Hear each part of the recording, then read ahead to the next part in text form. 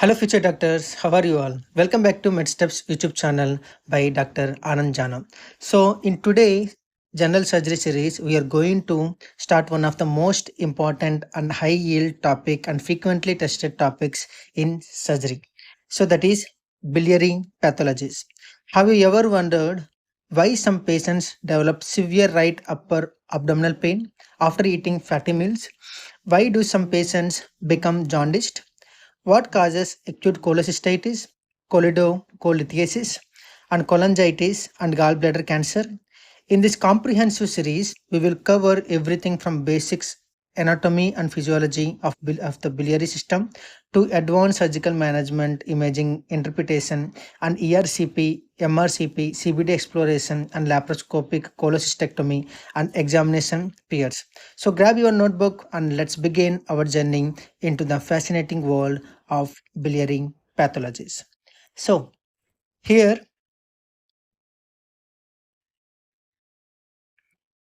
first of all, we have to know about definition of biliary system. So the biliary system is consists of the gallbladder and bile ducts that produce, store, transport, and release bile into the duodenum.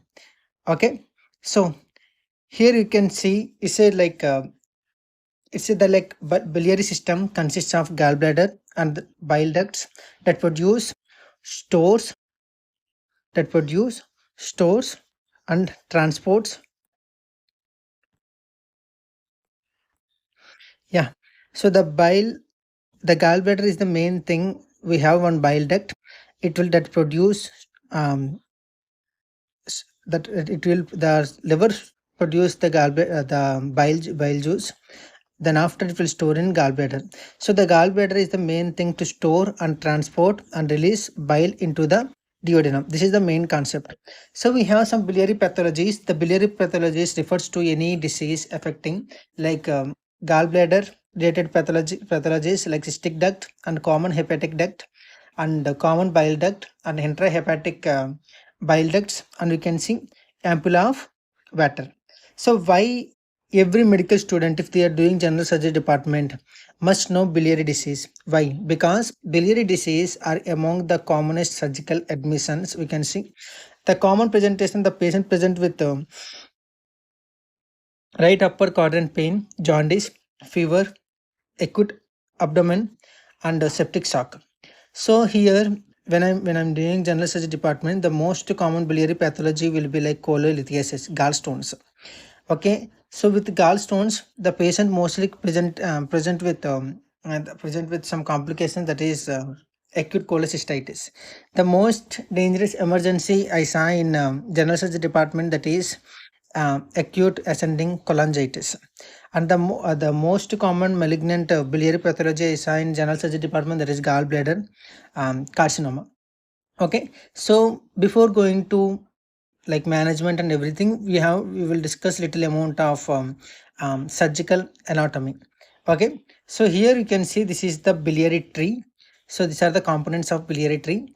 We can see some intrahepatic and extrahepatic pathology. Before that, this is the biliary tree attaching the in we can see in second portion of duodenum with the ampulla of water. This opening we call.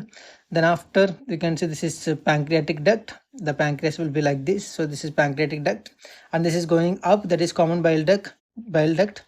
Here you can see that is cystic duct, and this is the gallbladder. And here we can see that is common hepatic duct. The common hepatic duct originates from right hepatic duct and left hepatic duct, and this is the liver. Okay, so here we have, these are the components of biliary tree. Next you can see that is the pancreas.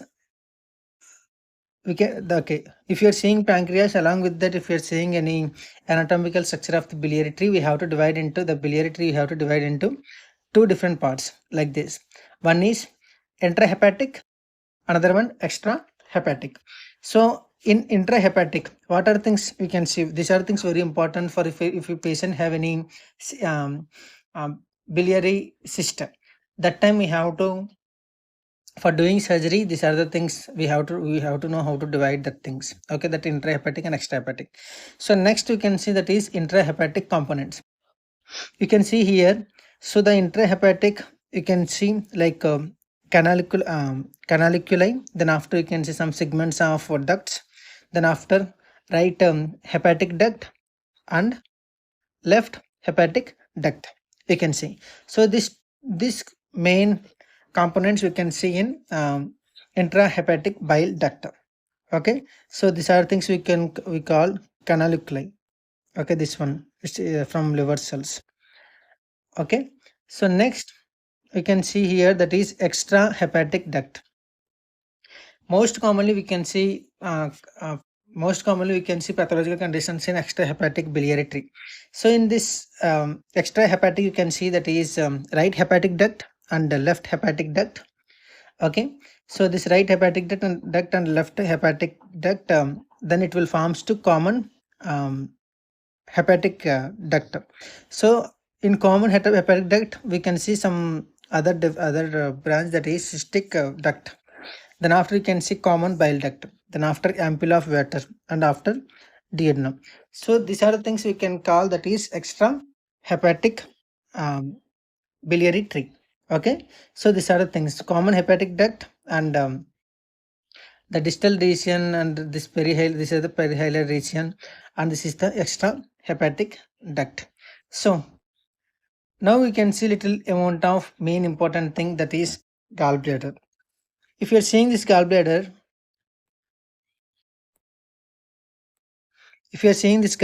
the length you can see 7 to 10 centimeters. The capacity will be like 50 ml, 50 ml volume it can store like 30 to 50 ml. Okay, in exams if they are giving that 50 ml, just mark 50 ml. Then after we can see some parts of gallbladder. The gallbladder, you can see total this is the thing we called Hartmann's pouch.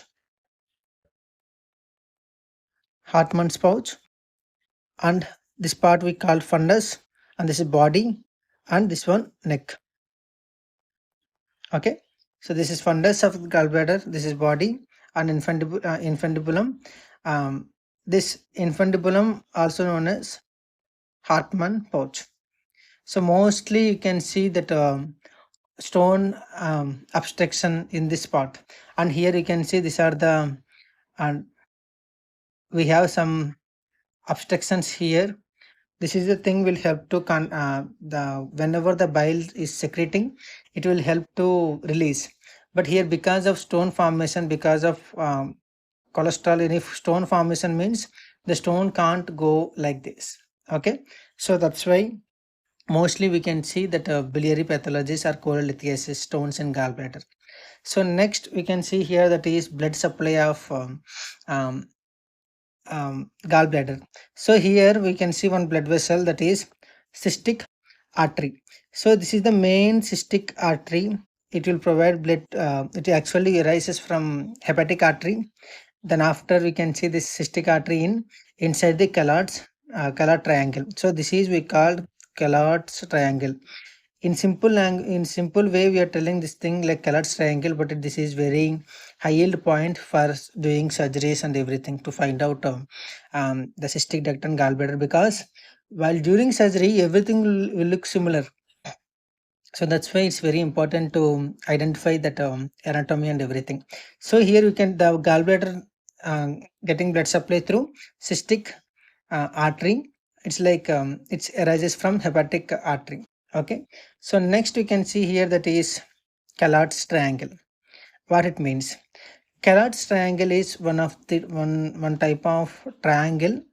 So while doing surgery, this Callot's triangle is very important. If you don't know this Callot's triangle, you are going to damage that cystic artery. You are going to injure that cystic artery. So that's why if you are in OT or operation theater, the doctor can ask about this Callot's triangle.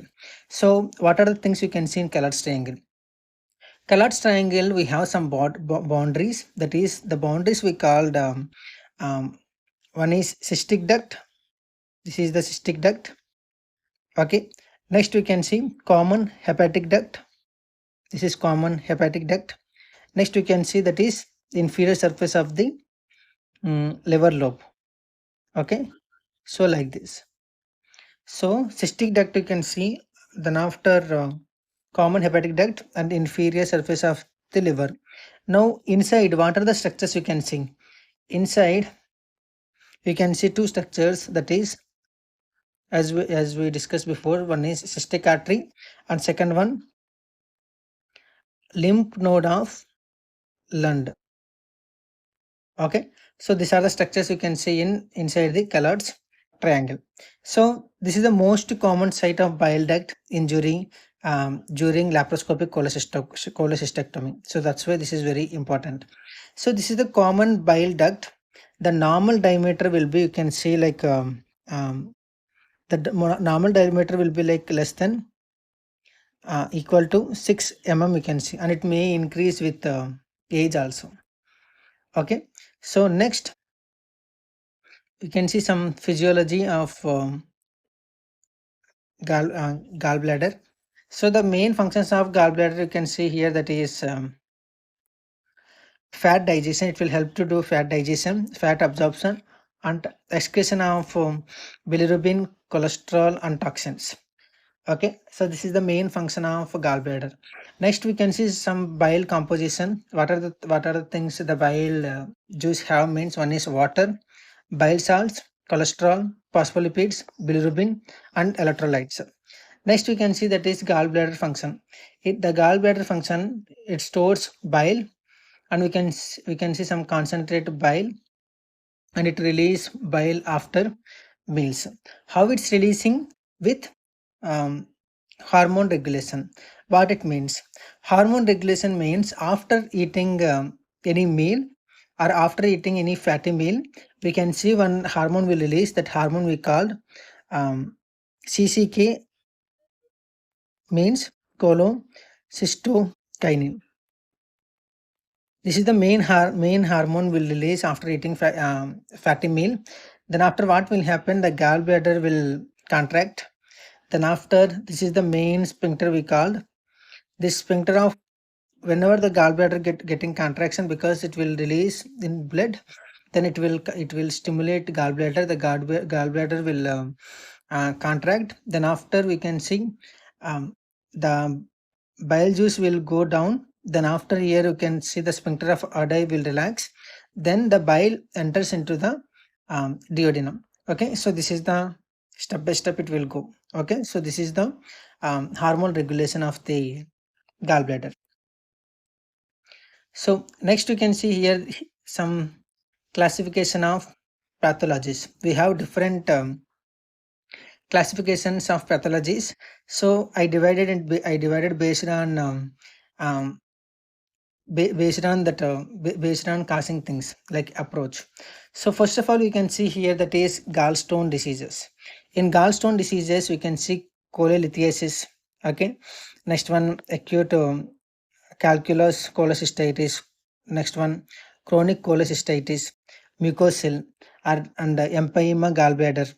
Then after gangrenous cystitis and gallbladder perforation.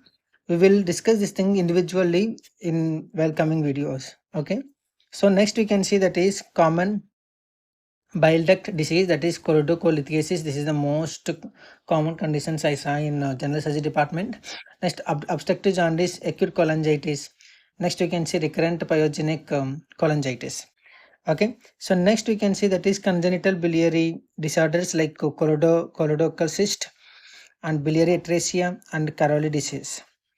Okay, so next we can see that is inflammatory biliary disease like acute cholecystitis, chronic cholecystitis, cholangitis, and primary sclerosing cholangitis. Next you can see that is malignant biliary disease like gallbladder carcinoma and cholangiocarcinoma and ampullary carcinoma. Okay, so next some functional disorders we can see like biliary dyskinesia and sphincter of Oddi dysfunction. Okay, so these are the main biliary disorders, range from benign to malignant conditions if you are not treating that pathological conditions properly. Okay, we will discuss this thing later, everything individually. Okay, so next we can see some etiology of biliary. So the causes of biliary disease, we can see first one, gallstones.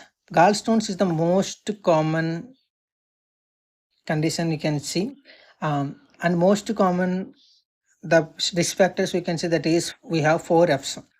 4 Fs means female, fat, more than 40 or 40 years old, and fertile or fertile woman. So if any patient have this type of 4 risk factors, then you have to suspect gallbladder. Okay, so next we can see here that is some other additional risk factors, that is pregnancy, diabetes, obesity, rapid weight loss, and hemolysis, and family history.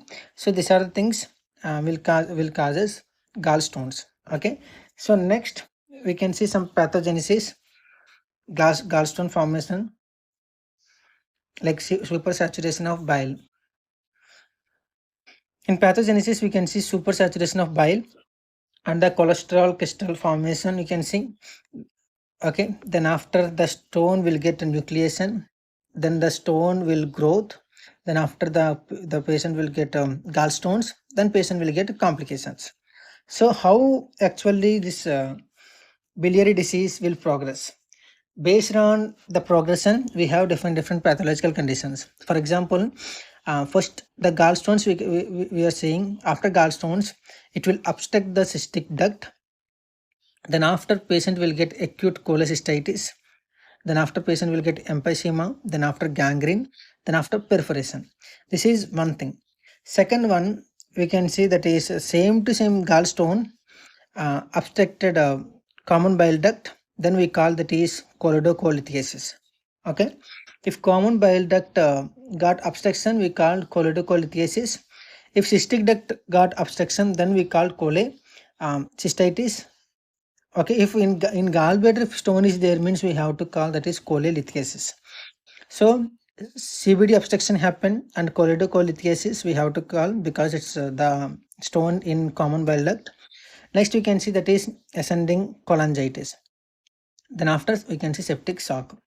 Okay, next we can see that is gallstones. In gallstones we can see that is ampullary obstruction.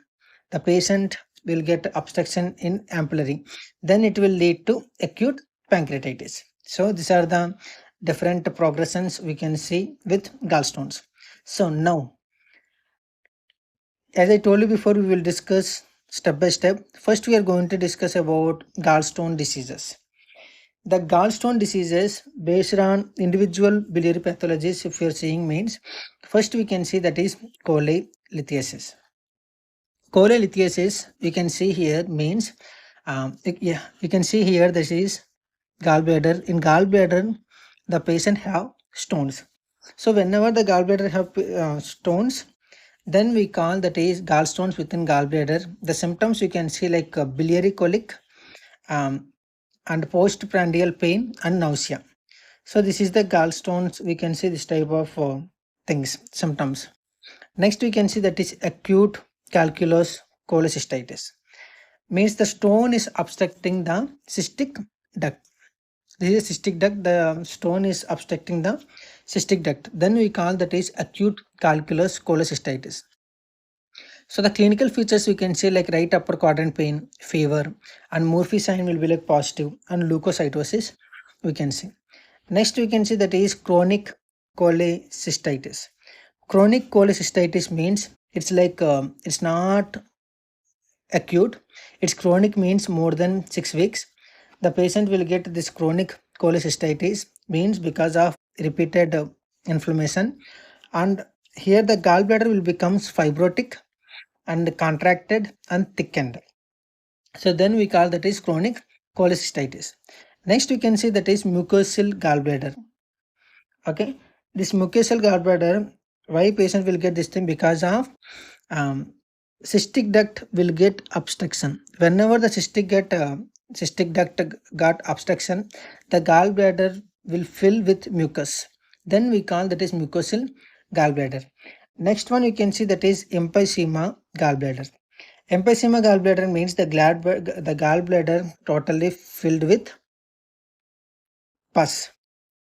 Whenever the gallbladder filled with pus, this is condition we call surgical emergency. We have to do surgery.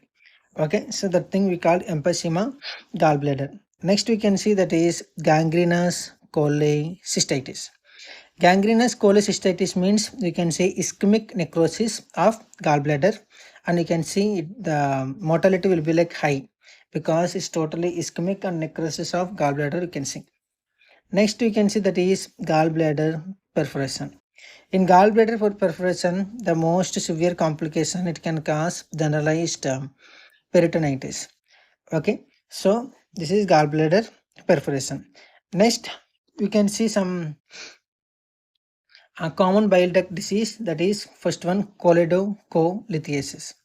Choledocholithiasis means the stone inside the common bile duct. If any stone inside the common bile duct, we can see some features like jaundice, pain, and abdominal liver function test. You can see.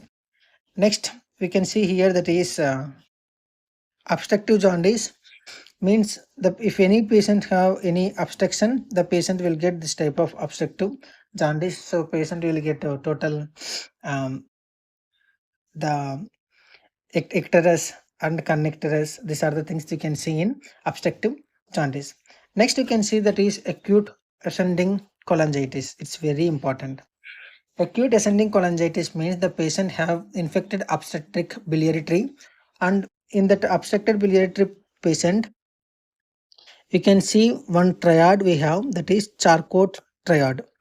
This Charcot triad, you can tell that is first one, the patient will get right upper quadrant pain. Next, the patient will get fever. The patient will get jaundice. So if the patient have this three, then we have to think about Charcot triad. Okay, same to same. If patient in severe cases, we can see Reynolds pentade. Reynolds pentade. Reynolds pentade means with the Charcot triad, we can see extra some two features, that is hypotension and altered mental status, or easily we can call confusion.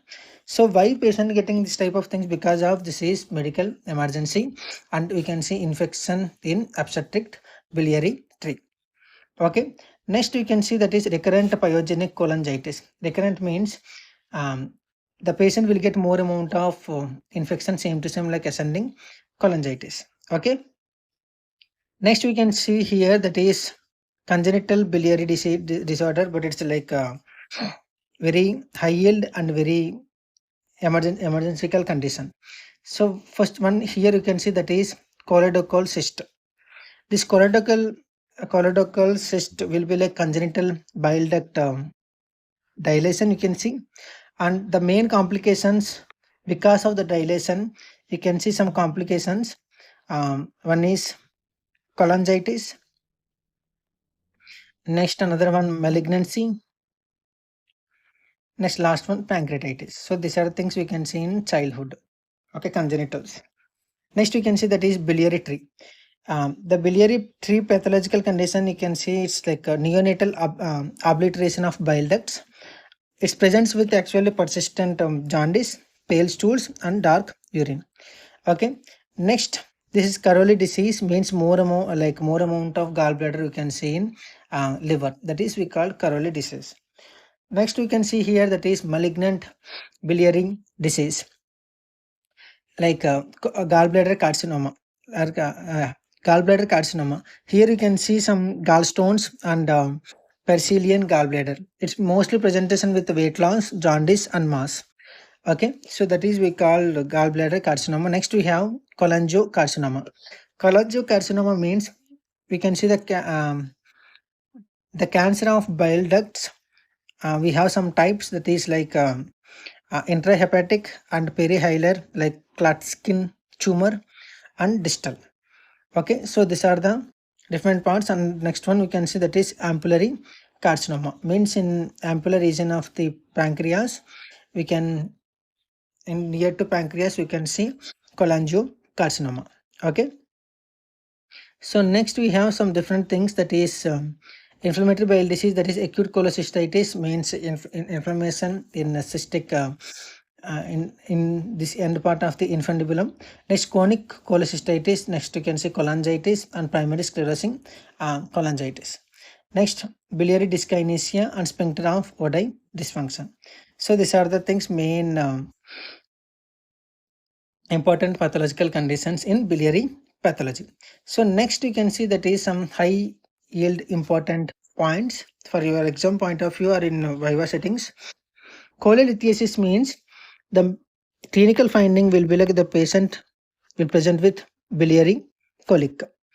Okay, next, if you are suspecting patient have acute cholecystitis, 100% you have to see Murphy sign.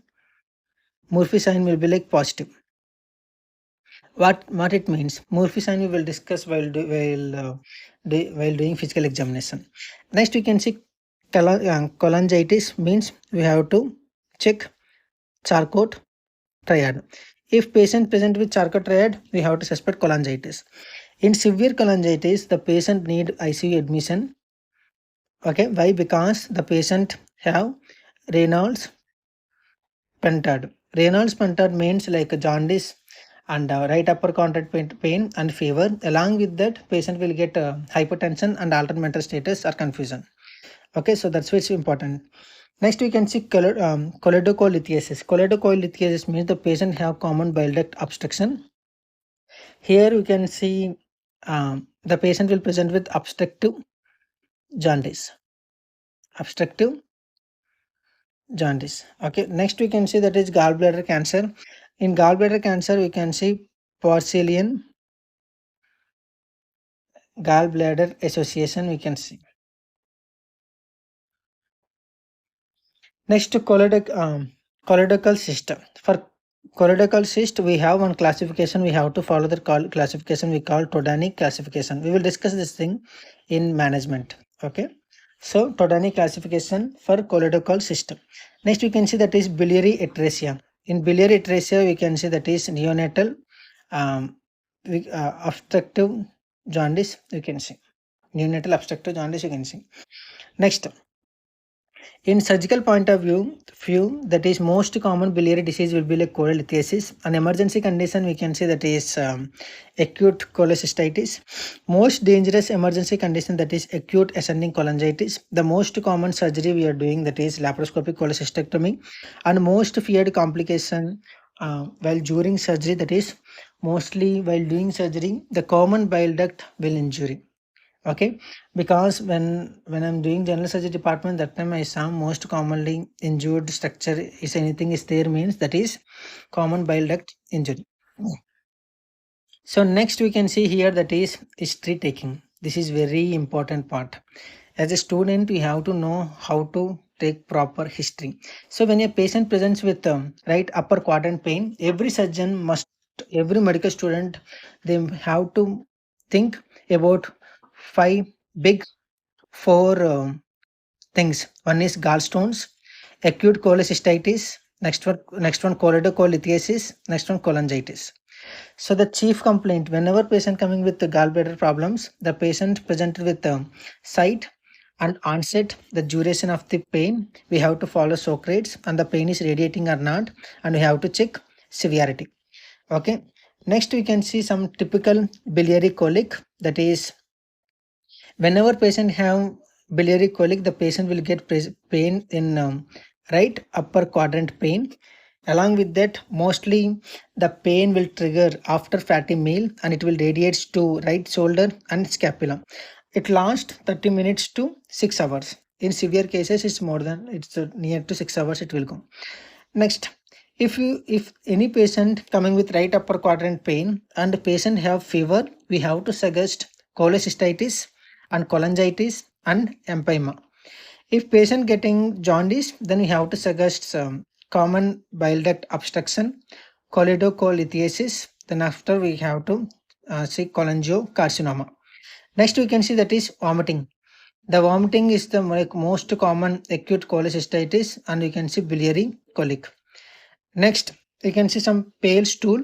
The pale stools suggest obstructive jaundice. Next, we can see some dark urine. If patient getting dark urine, we have to suspect patient have conjugated bilirubin excretion. So most important history questions. What are the things we have to ask while taking history? Have you had similar attacks before? This type of pain you got before? Like that we have to ask question. Any fatty food triggering like postprandial fatty food getting after that you are getting pain? We have to ask. Any previous gallstones are there? Like that we have to ask. And any patient have any jaundice or any ERCP? They did or not before, and any abdominal surgeries before they did, like that we have to ask. In Viva settings, the doctor can ask the patient present with pain, fever and jaundice. Then you have to suspect patient have acute cholangitis until it's proven otherwise some other pathological conditions. Next important thing is that is physical examination. In physical examination, first of all, we have to do general examination, like we have to check vitals, the temperature, pulse, blood pressure, respiratory rate, and we have to check their hydration status, then jaundice and mental status. Next, local examination. In local examination, the most important thing is inspection. In inspection, the patient presented with abdominal distension, scars are visible, mass. Okay, this is the main things we have to observe in inspection. Next, we can see that is palpation. In palpation, we can see that is right upper quadrant tenderness and guarding and rebound tenderness and gallbladder enlargement we can see. Next, we have another point that is very important sign in biliary pathologies, that is Murphy sign. What it means? You can see here, this first picture. Here, whenever if you okay how we have to do this Murphy sign means we have to place our fingers below the right costal margins. So here we have to place our fingers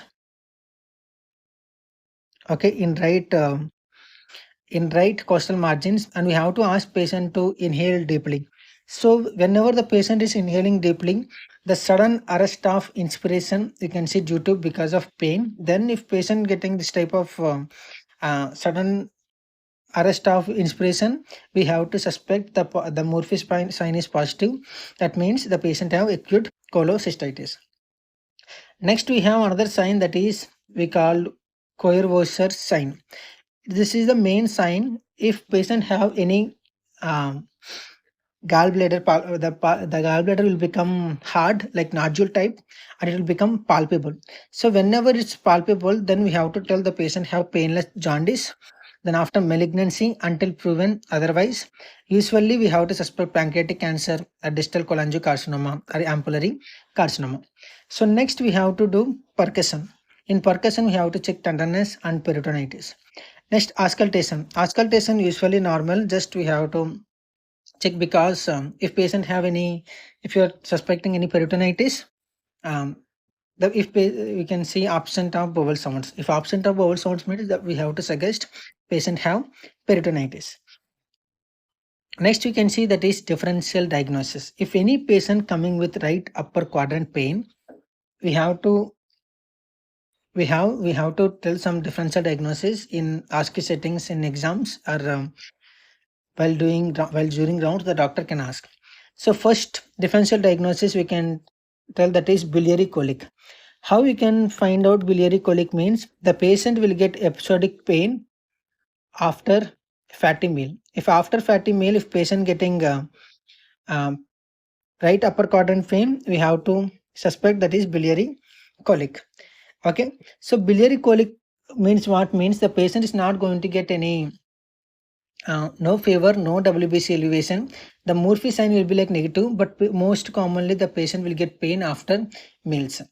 Okay, so if patient always the patient getting problem with this pain and everything means we can do elective cholecystectomy like later. Okay, these are the things. Next we can see that is acute cholecystitis. Acute cholecystitis, the Murphy sign must be positive. Next, cholangitis means as we discussed before, the Charcot triad must be have to, that is the main finding.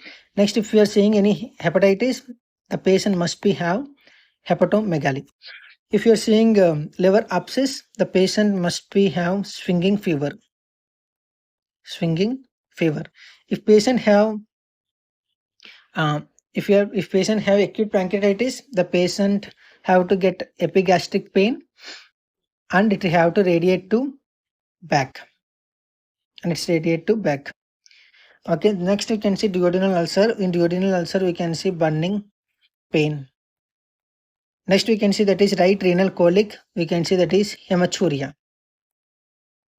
Next we can see that is lower lobe pneumonia. That is in lower lobe pneumonia the patient have to get respiratory symptoms. So these are the differential diagnosis: biliary colic, acute cholecystitis, cholangitis, hepatitis, liver abscess, acute pancreatitis, duodenal ulcer, and right renal colic and lower lobe pneumonia. So these are the differential diagnosis for investigation.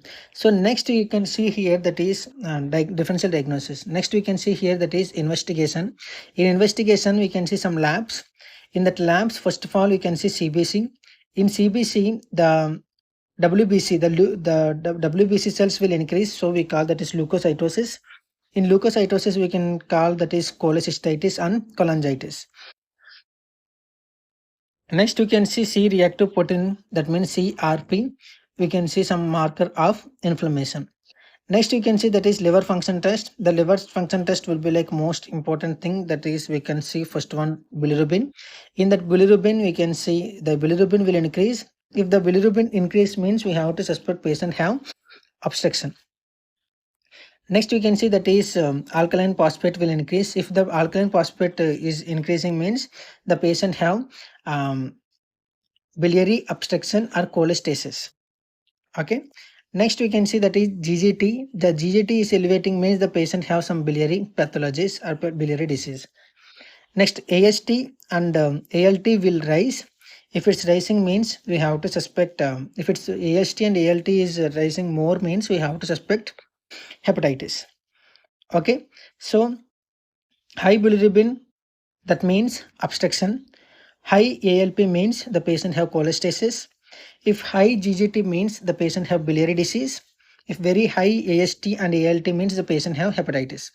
So next we can see some ultrasound. So whenever patient coming with gallstones or right upper quadrant pain, ultrasound is mandatory because that is the first line investigation to detect stones like gallstones. And we can see sometimes if patient have acute cholecystitis, you can see wall thickening. Next pericholecystic fluid and CBD dilation, like common bile duct dilation we can say. Okay, so you can see here this is the main ultrasound. Here we can see the thickened wall. If you are seeing this type of thick wall, you have to suspect patient have acute cholecystitis. Next we can see some gallstones. The gallstones, you can see this type of structures. Okay, these are the gallstones. Okay, I'm marking here, these are the gallstones in gallbladder. And we can see pericholecystic fluid and positive sonographic and Murphy sign will be like positive. And we can see the wall will be like more than 3 mm. Okay, so if any stone in gallbladder, the common in normal common bile duct, we can see the stone will be like less than 6 mm. If the gallbladder become dilated like greater than 6 mm, if elevated ALP, then we have to suspect patient have some Choledocholithiasis, or it's causing, if patient coming present with the sarcotriad and Reynolds pentade, then we have to suspect patient have cholangitis. Okay, so these are things very important. Next we can see here that is HIDA scan. HIDA scan mostly we will do for inconclusive, means after doing ultrasound, if you are not getting any stones or any that the wall is not becoming like thick, then if you are not seeing properly, then we have to do HIDA scan to find out problem. Okay, if like for finding non-visualized gallbladder or acute cholecystitis, we have to do HIDA scan. Next we have to go with CT scan. CT scan is main useful for complications, perforation and abscess and cancer. Okay, and we have another method that is we call MRCP, means magnetic resonance cholangiopancreatography. So this is best non-invasive test for common bile duct stones and biliary anatomy and structures. Next we can see that is ERCP. ERCP means MRCP is the main diagnostic for diagnostic purpose. ERCP is the main we call the endoscopic retrograde cholangiopancreatography. This is the main thing for it. We can do diagnostic we can use the thing for the ERCP for diagnostic purpose and therapeutic purpose, and it can do three things. It can remove stones, okay, and it can place stents also, and it can perform sphincterotomy also. Okay, so three things it can do. That's why we call that is for diagnostic purpose and therapeutic purpose. Okay, so best investigation for CBD stone means we have to do MRCP. Best therapeutic investigation means we have to write ERCP. Okay, so next,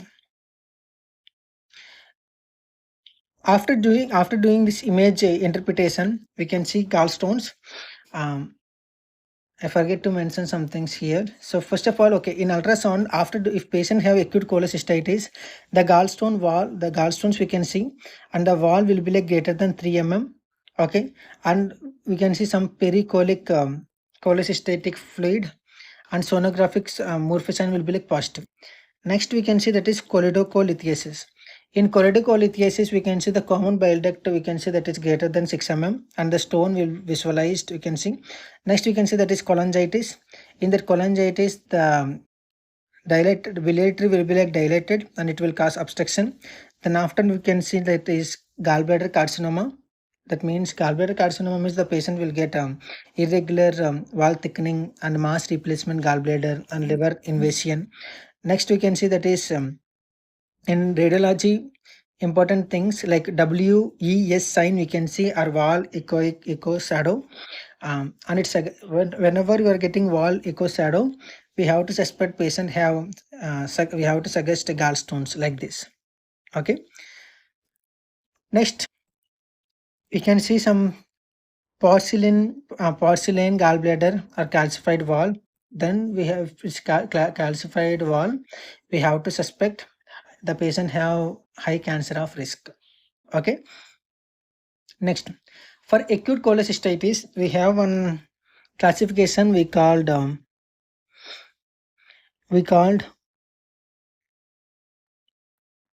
Tokyo classification. Tokyo classification and Tokyo guidelines.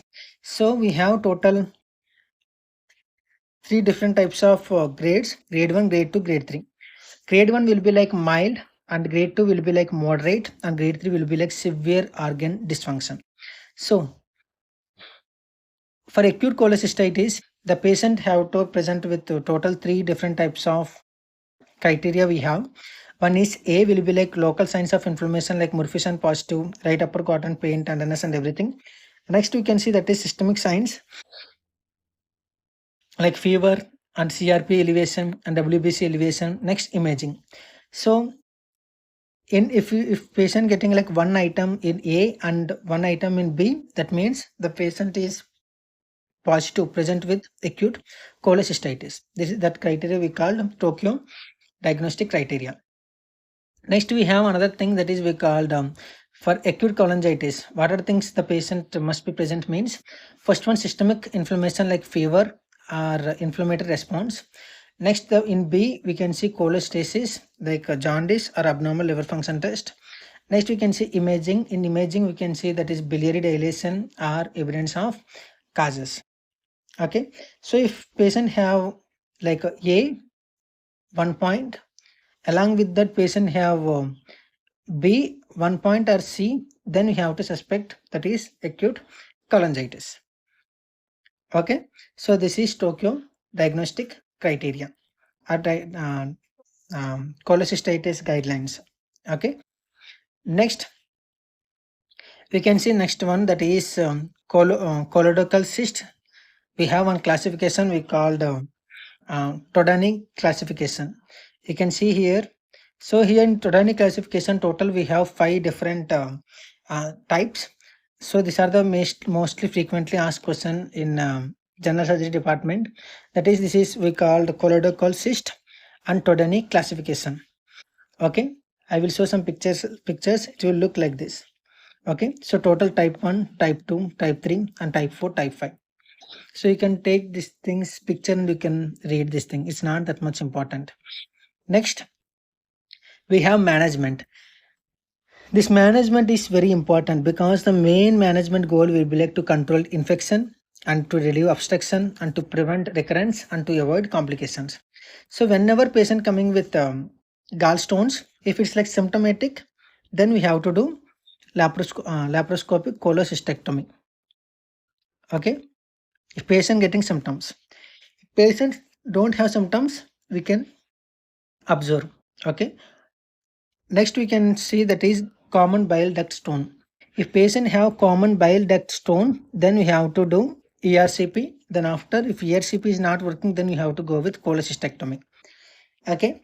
And next thing, if the stone is very close to the ampulla of water, then we can't do ERCP. Okay. Next, we can see that is cholangitis. In cholangitis, we have to go with antibiotics and urgent drainage. Then after, we have to do ERCP. Okay. Next, we can see that is conservative management. If patient present with acute cholecystitis, we have to start nilpar orifice, like nothing orally, we don't have to give anything. Next, intravenous fluids, we can give RL or normal saline, or you can give analgesics. Analgesics like paracetamol, NSAIDs, or opiates for severe pain. Next, you can give antibiotics, like example, you can go with ceftriaxone. Along with that, we have to go with metronidazole. Okay, then after we have to monitor for vitals, urine output, and pain and sepsis markers. Next, we can see that is surgical management. In surgical management, we can see some when we have to do surgery means we have some indications to do surgery like cholecystectomy. Like first one, symptomatic gallstones. The patient have symptoms, recurrence, and everything we have to do. Next, acute cholecystitis and gallbladder polyps like greater than 1 centimeters, and porcelain gallbladder and gallbladder cancer, we have to do cholecystectomy. The contraindications will be like the patient is unfit for surgery, would have to avoid, and uncorrect for coagulopathy, and severe cardiopulmonary instability means you don't need to do any surgery. Next, post-operative, pre-operative preparation. What are things we need? Consent from patient, liver function test, ultrasound, and cross match, and antibiotics. These are things very important. So we can do laparoscopic cholecystectomy. You can see here, this is the laparoscopic surgery. This is laparoscopic surgery, cholecystectomy, and next one, open cholecystectomy. So in operative procedures, if you are seeing laparoscopic cholecystectomy, this is the most common abdominal surgery right now worldwide is going on. So in step 1, we can see general anesthesia we have to give. Then after we have to give properly supine position for patient. Then after we have to create pneumoperitoneum. Then after we have to working on that space. So we have to insert ports, usually 4 ports. You can see here, this is 1, 2, 3, 4. One camera and another one that instruments to do surgery. Next, we can see one is for cautery and two for cutting things, and this for useful. Okay. Next, we have to expose the colored triangle. The most critical step will be like we have to identify that structures are in risk, like common bile duct, hepatic artery, and right hepatic artery. Next, we have to achieve the critical view of safety. Critical view of safety means we have to must identify the only cystic duct and only cystic artery, and we have to entering the gallbladder. Okay. Next, we have to clip cystic artery and clip cystic duct. Then after we have to divide the structures. Then after we have to separate that gallbladder from liver bed. Then we can see hemostasis. Then after retrieve gallbladder. Then after we have to close that port. So never divide anything unless the critical view of safety is achieved. Okay. So these are the things. So this is we call that is colored triangle. Okay. And in this colored triangle, we can see this is the common bile duct. See, everything look like similar, right? This is the hepatic artery, this is common duct, this is cystic duct, and this is cystic artery, and this is uh, lymph node of Lund. Okay, so that's why this is very important. Then this is the colored triangle, this is cystic duct, this is the lymph node, and this one cystic artery. Okay, so next we can see here, next in severe cases we have to do one surgery we called CBD exploration.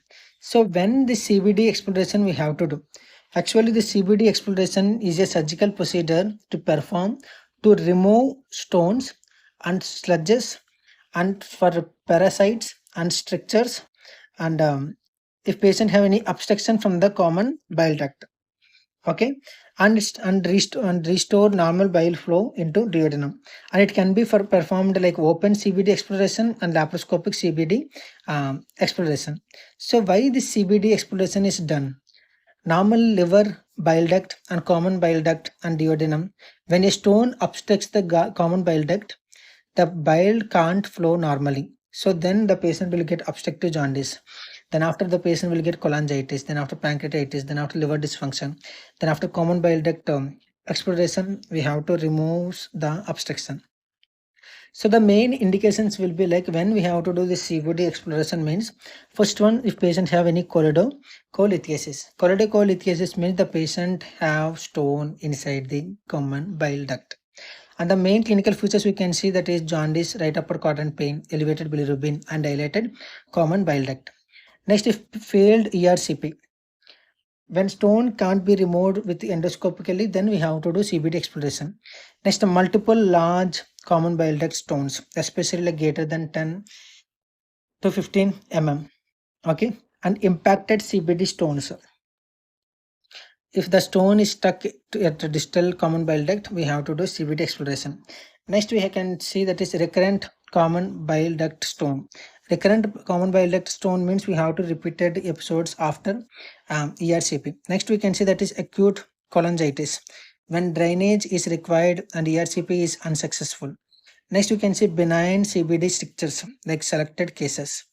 Okay, so these are the main things we have to do CBD exploration. Next, we have that is contraindications. Like if patient have unstable patient not fit for anesthesia, or severe coagulopathy, or diffuse peritonitis if requiring different surgeries, then we have to avoid CBD exploration. Next, we have to do pre-op evaluation whenever we are doing surgery. That is, in laboratory test, we have to check like CBC, LFT, bilirubin, ALP, GGT, and prothrombin and INR. We have to check along with that imaging. Like ultrasound findings will be like dilated common bile duct greater than 6 mm and elevated ALP. And if you are seeing stones, we have to do CBD exploration. Then after MRCP, best non-invasive investigation for finding number of stones and location and anatomy. Next, we can see that is ERCP, diagnostic and therapeutic purpose. But if ERCP is failed, then we have to do CBD exploration. Okay, so we have total two different types of CBD exploration. So in first one, we can see transcystic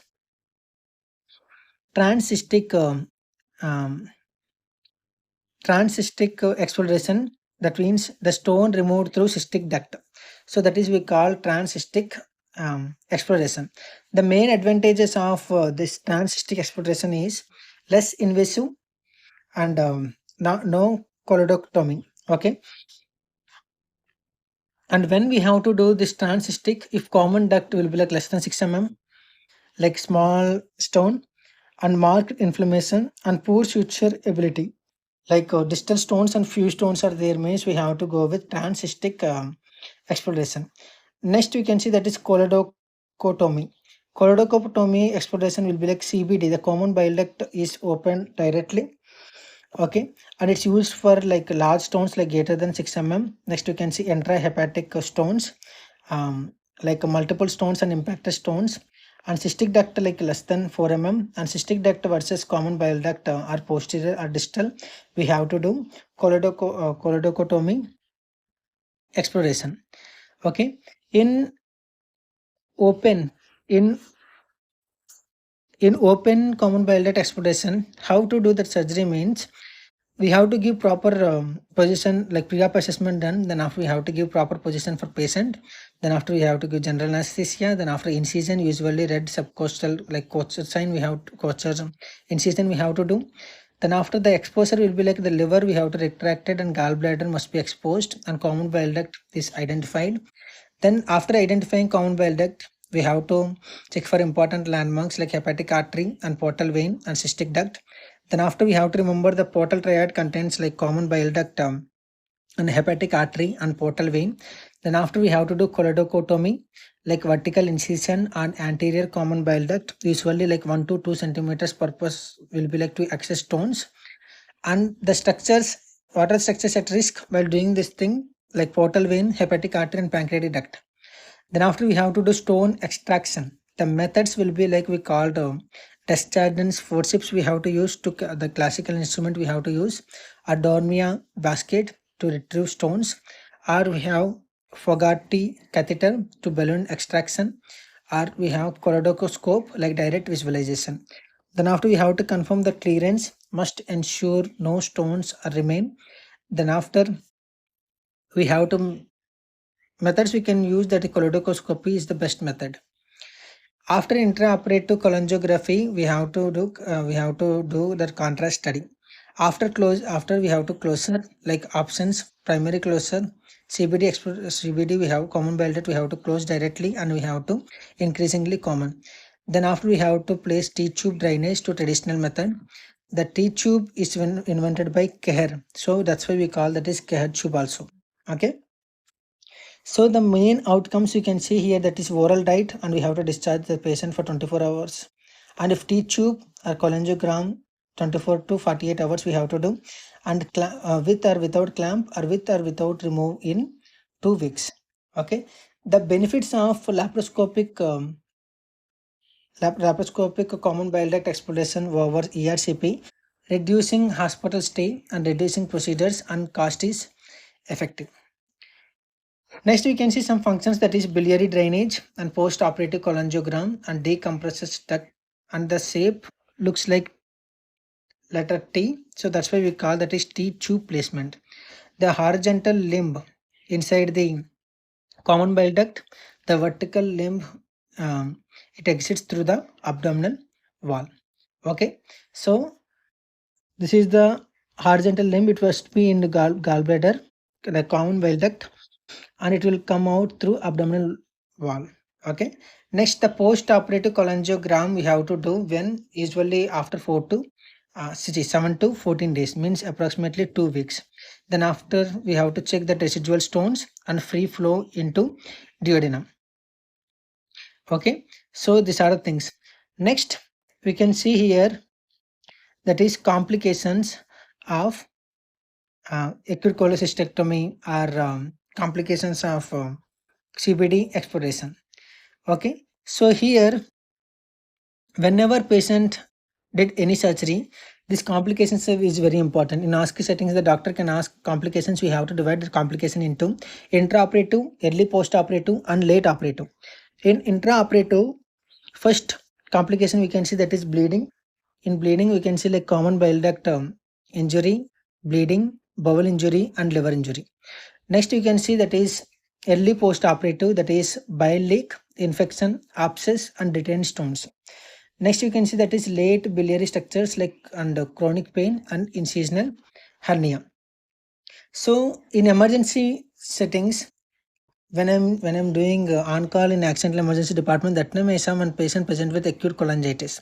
That time how to manage that patient means, we have to do, first of all we have to settle that patient, then after we have to start primary survey, then after intravenous fluids, then after blood culture, then after we have to start blood spectrum, antibiotic, broad spectrum antibiotics we have to start. Then after urgent, ERCP is the best option. Along with that, if patient have any Reynolds pentad, then we have to go with pain, fever, jaundice and hypotension and confusion. Then we have to do medical emergency. Or we have to go with ICU management with septic shock protocols like vasopressors and drainage of obstruction. Based on recent guidelines, Tokyo guidelines is recommend for laparoscopic cholecystectomy within 72 hours. For cholangitis, urgent biliary decompression, we have to perform ERCP. Okay, so these are the things. Now, we discussed everything.